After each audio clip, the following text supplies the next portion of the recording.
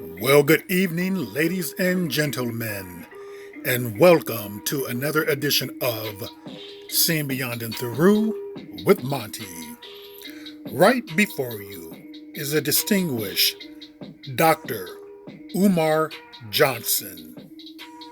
Now, Dr. Johnson was on the Breakfast Club last week.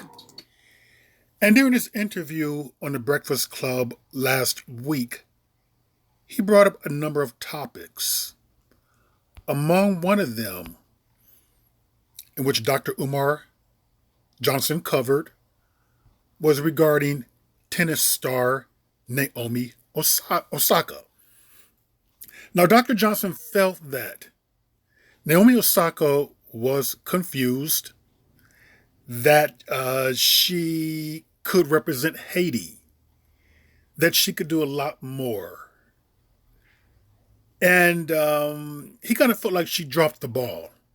But it wasn't really a criticism of her per se. It wasn't anything personal. But I wanted to do this video because I do not agree with him. I think there's a bottom line as to why she's choosing to take the route in which she is doing.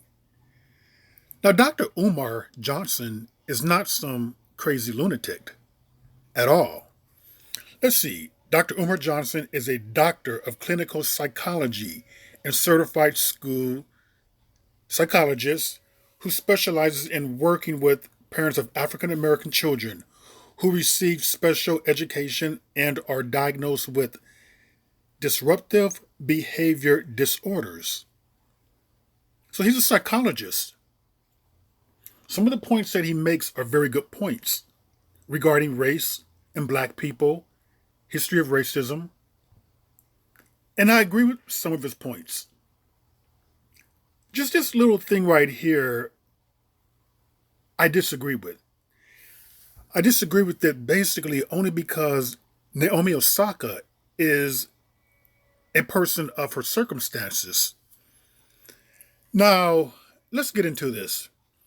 Her father, Francois, hope I'm saying his name right, was born in Haiti.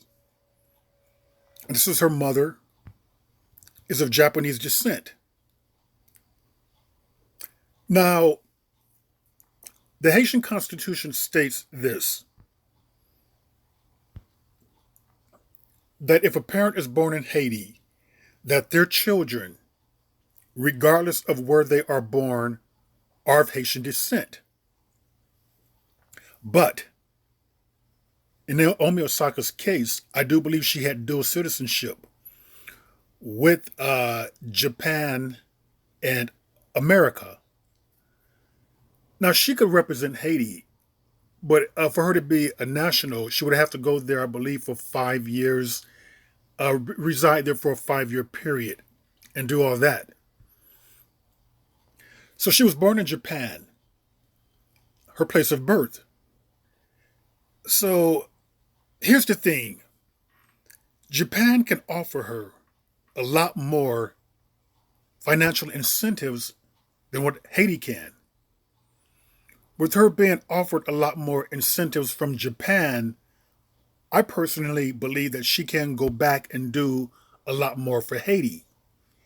If Japan is going to offer her, and let's say the whole Pacific realm, really, to be honest with you, a lot of Asian countries besides Japan would pay Naomi. Right now, she's worth $25 million. If she were to go the Haitian route, she would probably only make a fraction of that. And we know that money rules the world. Unfortunately, it speaks rather. It really does. And we know that in Naomi Osaka's case, she has never denied representing black, uplifting black people, fighting for black causes, and even claiming that she's black. She has always stood proud of her black heritage. Before I'm an athlete, I'm a black woman, Osaka says, as she quit Cincy over Jacob Blake shootings. This was the Cincinnati tournament that she quit because, she was distraught at the killing of Jacob Blake. So, as we can clearly see, she has a strong connection and identity towards being black, which was no doubt installed in her by both her parents,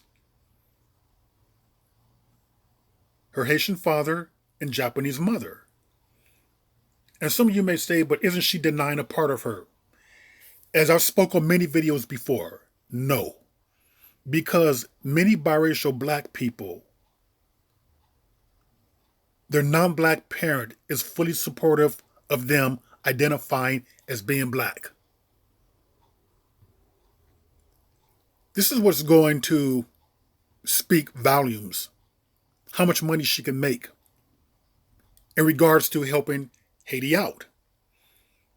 So from a financial standpoint, she is definitely making the correct decision. This is leverage right here. This speaks. So that's what I think that Umar Johnson kind of skipped over or didn't seem to realize as to the endorsements that Naomi Osaka can make by being a Japanese citizen, which is one of the reasons why I believe her parents encouraged her at the age of 21. I believe Japan, it's at the age of 21, you have to choose one citizenship. And she chose Japan. So, no, I do not believe that she's trying to run from Haiti. Obviously, she represents Haiti. She's spoken about it. She's given a lot back to it. And with her global superstar status, she will be able to give back even more. So, Dr. Johnson, just on this particular topic, I believe that he missed the ball there as to her being confused. I do understand that a lot of biracial people are confused. He's correct about that. But in the case of Naomi Osaka, I do not believe that this is the case. I believe that her parents had a road mapped out for her where the greatest financial incentive can come from. And obviously, with this financial incentive that's coming to her and that's available to her, she's making the most of it as in terms of giving back. She definitely has gone back to Haiti and helped out her people there. She's spoken about it. She's been in schools. She's given back. So she's not running from Haiti. The family knew exactly what they were doing. And I believe that she made the right choice. 25 million now versus of what she could have probably only made about being a tennis player. What would that have been without the, let's say, endorsements? 5 million? And we're just getting started with Naomi. I mean, Serena Williams has been at this for 20 something years. Naomi Osaka can play way in 10 years from now, 10, 15 years from now. That can double, even triple. We can clearly see that she can be, easily worth 250 million. Imagine with that type of money what she can do versus had she would have chosen to go the Haitian route and become a citizen and just made a fraction of that. And there's nothing wrong with being a Haitian citizen at all. But let's be honest, in this world, what does speak volumes? Where can the most help come from?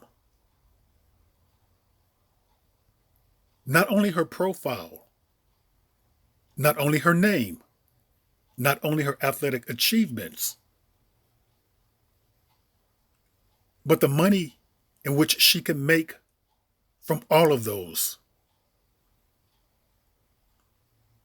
So yes, Naomi Osaka and her parents did the right thing. And with that, ladies and gentlemen, that is another edition of Sin Beyond and Through with Monty, and I will see you beyond and through.